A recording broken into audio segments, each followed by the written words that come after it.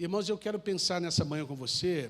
Queria convidar você a abrir sua Bíblia em Lucas 15, a partir do verso 25.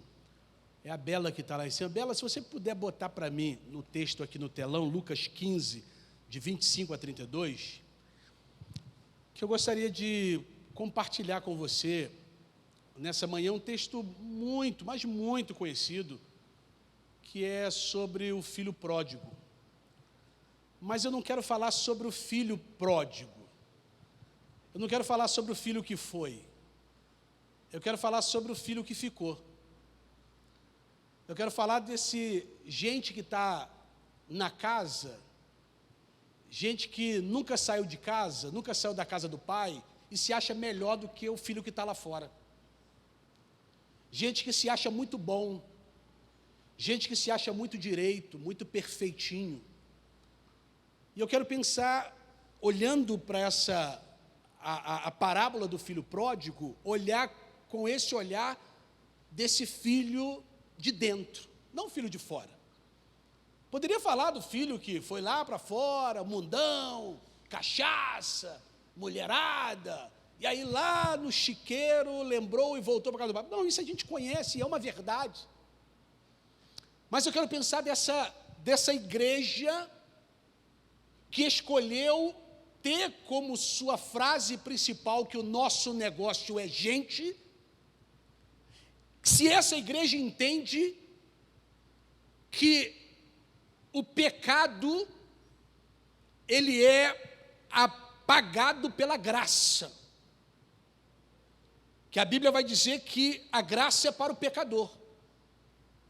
Mas quando alguém tem um pecado exacerbado, um pecado brabo, um pecado feião, um pecado que a gente olha assim e diz, meu Deus, quero estar longe.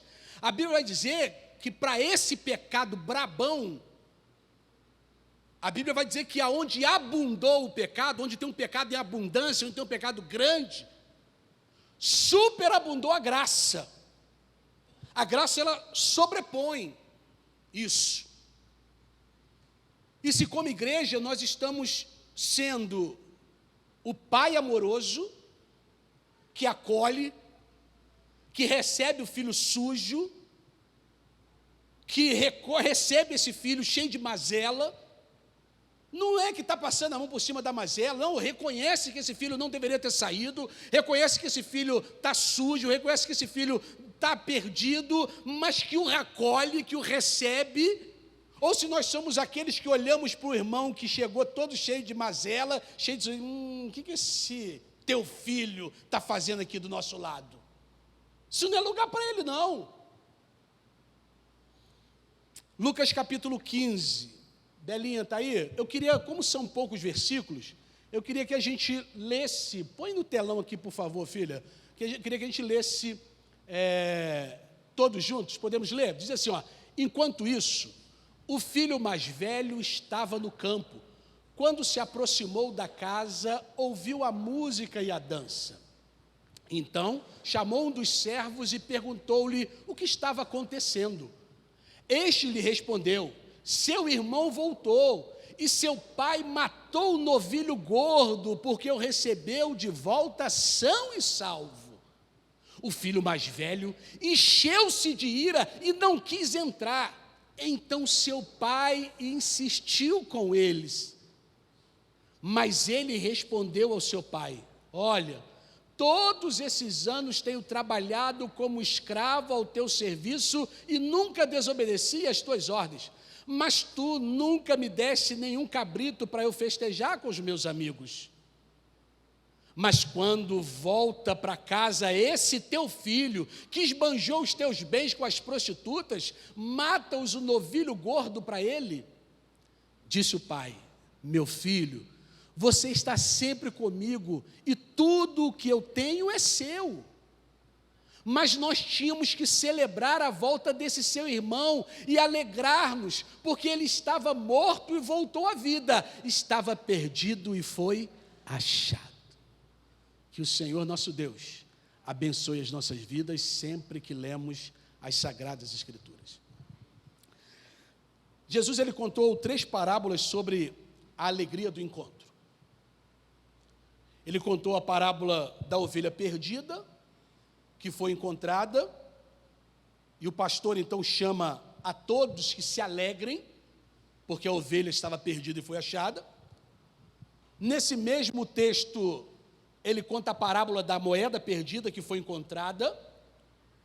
A mulher chama os seus vizinhos para se alegrarem com ela.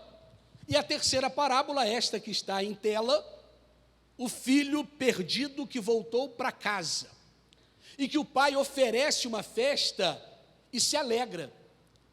E nessas três parábolas, a única pessoa que não está alegre e feliz é o irmão mais velho do pródigo. No meio dessa festa do encontro, no meio dessa festa do resgate, no meio dessa festa da salvação, há uma voz que destoa. O filho mais velho está triste, porque o pai recebeu o filho pródigo com alegria, com festa. O filho mais velho, ele está irado, porque o pai é misericordioso. Você entende isso? Que a ira do filho mais velho é porque o pai tratou aquele pecador com misericórdia, o seu filho pecador com misericórdia. O filho mais velho está do lado de fora, enquanto o filho pródigo está dentro da casa do pai. E esse filho, ele representou os escribas, representou os fariseus, representa hoje os legalistas, que se consideram santos e que desprezam os outros. Esse filho, ele representa aqueles que estão dentro da igreja, obedecendo às leis, cumprindo os deveres, sem se enveredar pelos antros do pecado, pelos corredores escuros do mundo, mas ainda assim estão perdidos iguais os que estão lá fora. Essa parábola, ela vai nos confrontar, mostrando que tem muita gente dentro da igreja, mas longe do Pai. Tem muita gente dentro de casa, mas longe dos propósitos que o Pai tem para os seus filhos. Pastor, mas como é isso? Primeiro, gente que vive dentro de casa, mas que desobedece os dois principais mandamentos. Primeira coisa. Jesus, ele ensinou que os dois principais mandamentos da lei é amar a Deus acima de todas as coisas e amar o próximo como a si mesmo. E esse filho mais velho, ele quebrou esses dois mandamentos.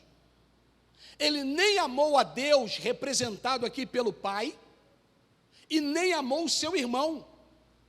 Ele não perdoou o pai por haver recebido o filho com uma festa, e nem perdoou o irmão pelos seus erros. Ei, há pessoas que estão na igreja, mas não têm amor de Deus pelos perdidos, estão na igreja, mas não amam os seus irmãos. Olham para aqueles que entram dentro da casa do pai, todo sujo, lá do chiqueiro onde estava, e olham com desdenho, e olham com repulsa. O que ele está fazendo na minha casa, na casa do meu pai? Mas há uma segunda verdade, que é de gente que vive dentro da casa do pai, mas ele está confiando na sua própria justiça. Aquele filho mais velho, ele era veloz para ver o pecado do seu irmão, mas não enxergava os seus próprios pecados. Ele era rápido para condenar o irmão, enquanto se via como padrão de obediência. Ele disse no texto: eu nunca desobedeci ao Senhor. Irmãos, de verdade, se a gente fizer uma análise sincera, honesta, eu e você, nessa manhã, a gente olhando para a Bíblia, quando a Bíblia diz que não, Deus olhou para a terra, não viu um justo sequer, qual de nós que não tem um pecado? Os fariseus, eles definiam pecado em termos de ações exteriores e não atitudes íntimas. Porque assim, tem gente que define pecado em ação exterior e não ação íntima. Não, eu não faço, mas eu estou pensando. Mas Jesus vem e diz o seguinte: olha, se você não faz, mas só em pensar, já está pecando também. Os fariseus, eles eram orgulhosos de si mesmo, como o profeta Jonas. Esse filho mais velho, ele obedecia ao pai, mas não de coração. Ele trabalhava com intensidade, mas não por amor. Era apenas o religioso. Não, domingo é dia de ir para a igreja. Não, eu sou membro da Pibaçu. Não, eu estou lá há tantos anos, fui batizado, faço parte do hall de membros. Tá, mas e aí? Aí me faz pensar na terceira coisa, quando eu olho para esse cenário. É de gente que vive dentro de casa, mas não é livre. Dentro da casa, mas não é livre. Ele não vive como um livre, ele vive como um religioso, como escravo. A sua religião é rígida. Ele obedece por medo, para receber elogios, faz as coisas certas com a motivação errada. A sua obediência não provém do coração. Ele anda como escravo. Ele nunca entendeu o que é ser filho. Ele nunca usufruiu nem se deleitou no amor do pai. Ser filho para ele, ser crente para ele, era um peso, um fardo, uma obrigação pesada. Eu estou aqui, eu nunca saí, todo domingo eu estou aqui. Vivia sufocado, gemendo como um escravo. Está na igreja, mas não tem prazer. Obedece, mas não tem alegria. Está na casa do pai, mas vive como escravo. Olha, é que eu sei que se eu sair daqui eu vou para o inferno, e eu não quero ir para o inferno, então eu sou obrigado a estar aqui um calor desse. Olha, eu lá em Guarapari, na praia nesse momento agora, mas se eu for para lá, eu vou para o inferno. Não entendeu nada acerca do evangelho. Eu olhando ainda para esse cenário, eu olho para esse filho mais velho, e eu penso que é gente que vive dentro de casa, mas está com o coração cheio de amargura. Cheio de amargura. Estava escorado orgulhosamente em sua religiosidade, arrotando uma santarronice discriminatória, porque tem gente assim, que discrimina em nome da religião. Só ele presta. O pai e o irmão estão debaixo de suas acusações mais veementes. A sua mágoa começa então a vazar. Para ele, quem erra não tem chance de recuperar. O que ele está fazendo aqui de volta? Tinha que estar lá no chiqueiro. Podia ter morrido lá com as prostitutas, pegado uma doença, sei lá. O que ele está fazendo de volta aqui? Porque para esse santarrão, quem errou não deve ter uma segunda chance. Não pode se recuperar. Para o santarrão, no seu vocabulário, não tem a palavra perdão. Para o santarrão, na sua religião, não existe a oportunidade de restauração. E ele ainda acusa o pai de ser injusto com ele, só porque perdoou o seu irmão. Porque na religião do santarrão, não há espaço para misericórdia. Na religião do santarrão, não há espaço para o perdão. Na religião do santarrão, não há espaço para a restauração. Ele se achava mais merecedor que o outro, porque eu nunca saí, olha, eu nunca desviei, eu nunca fui no mundo, eu não sei o que é pecado no mundo, então eu sou melhor. A sua religião estava fundamentada no seu mérito pessoal e não na graça. Entenda isso. Que para o filho mais velho, eu sou bom, pai, eu nunca te abandonei. Pai, eu estou aqui, eu sempre estive aqui, pai. Pai, eu nunca deixei o senhor. Já esse seu irmão, o seu filho, na verdade meu irmão, mas é teu filho, olha o que ele fez. Porque a religião desse irmão mais velho estava fundamentada no seu mérito pessoal. Eu nunca saí, olha como é que eu sou justo, olha como é que eu sou bom, olha como eu não consigo não te entristecer, fiquei sempre do teu lado. A religião da lei, do legalismo, não da graça, nem da fé. Não era uma religião do amor. Então ele se refere ao pródigo, não como irmão, mas esse teu filho.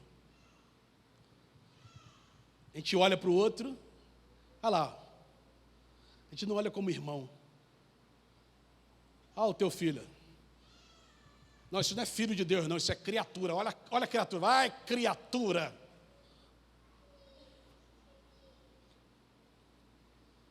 Mas o fato o filho estar lá no chiqueiro,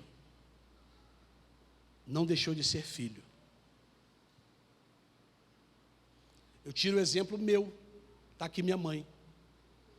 Meu irmão Marcelo, que é mais velho, nasceu 11 de maio de 1969. Eu nasci em 18 de janeiro de 1971. Então eu sou 2 anos mais novo que Marcelo.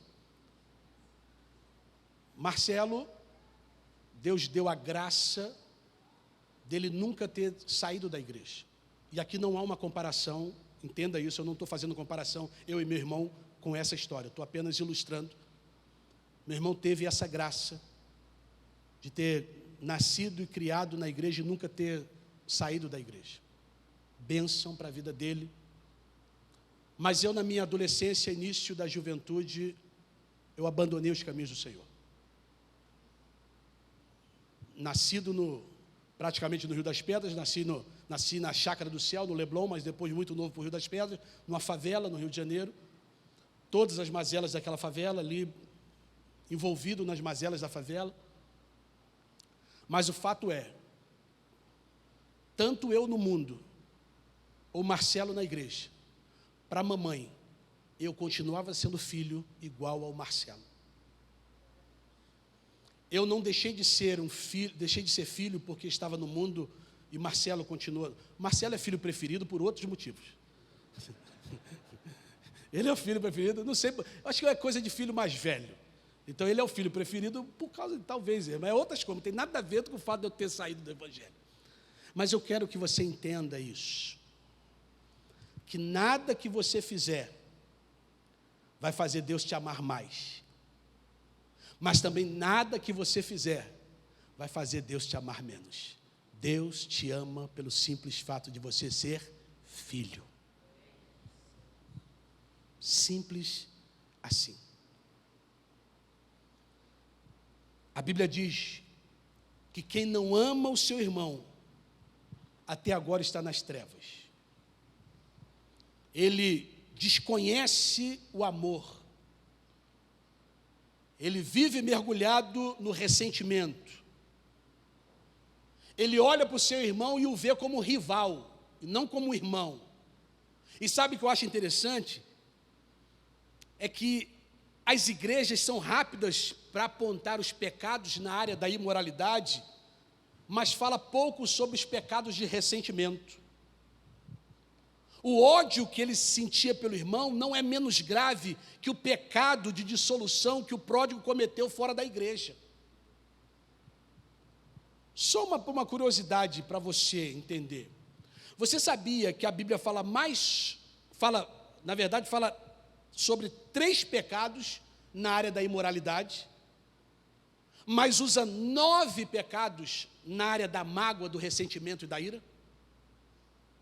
Ou seja, tem mais pecados sobre ressentimentos do que sobre imoralidade. Mas para nós, um pecado de imoralidade a gente bota para fora. Mas um pecado de ressentimento, de ira, de mágoa, a gente nem fala nisso.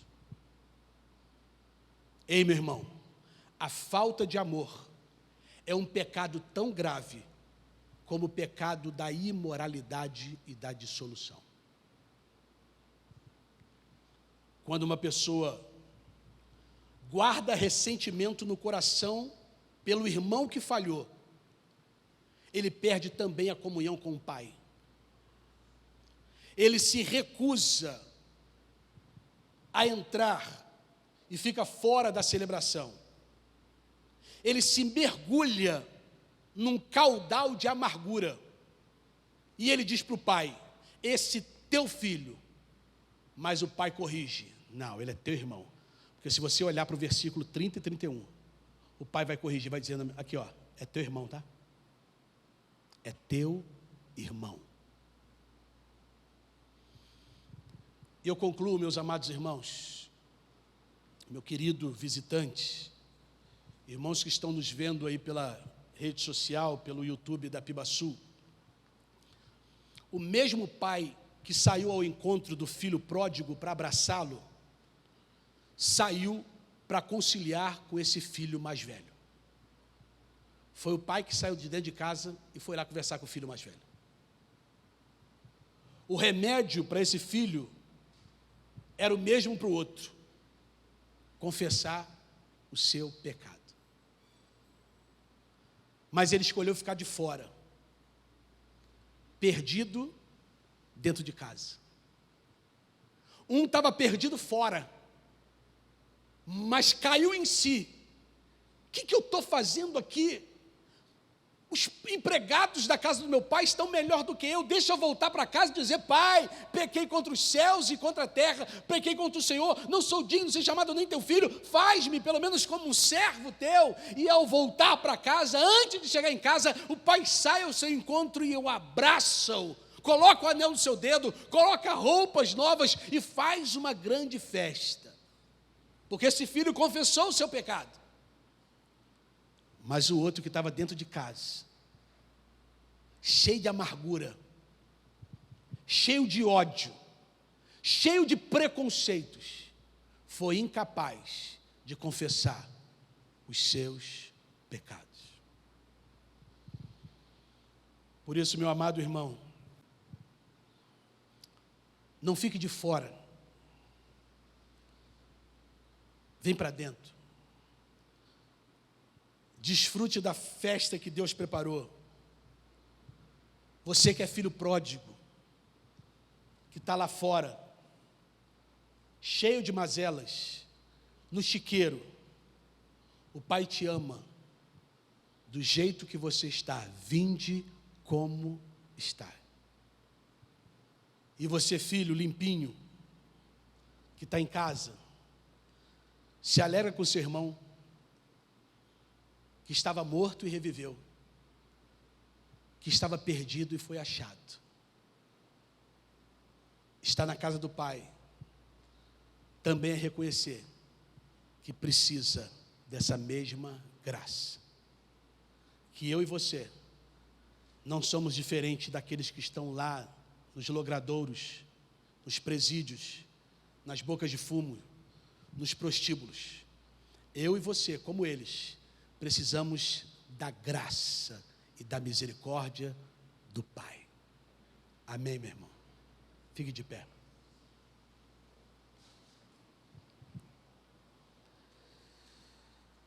Logo mais à noite eu tenho uma palavra de Deus também para você, pensando sobre o profeta Daniel, sobre um cara que viveu diferente.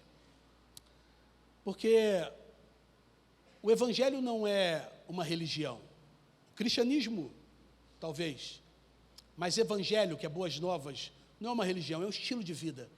O Senhor nos chamou para viver uma vida diferente, chamou para viver um novo estilo de vida. Eu quero pensar com você sobre esse cara que escolheu viver uma vida diferente, independente do ambiente em que eles estavam, ainda que filósofos, alguns estudiosos dizem que nós somos produtos do meio. Eu vou dizer para você que a Bíblia diz que você pode ser diferente. No meio de uma comunidade corrupta, você pode fazer a diferença. No meio de uma comunidade pervertida, você pode fazer a diferença. Você pode ser diferente. Daniel foi exemplo disso, e é sobre isso que eu quero bater um papo com você logo mais à noite.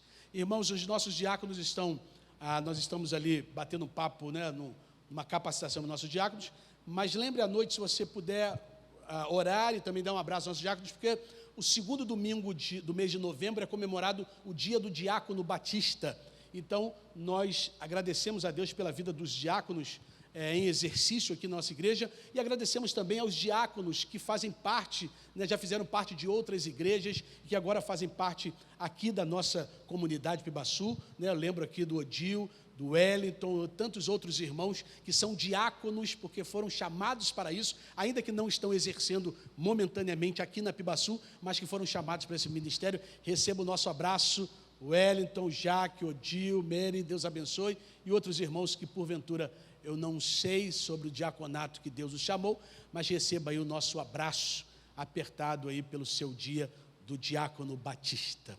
Feche seus olhos, vamos falar com Deus. Paizinho, em nome de Jesus, eu quero te agradecer imensamente por tudo que o Senhor tem feito em nossas vidas.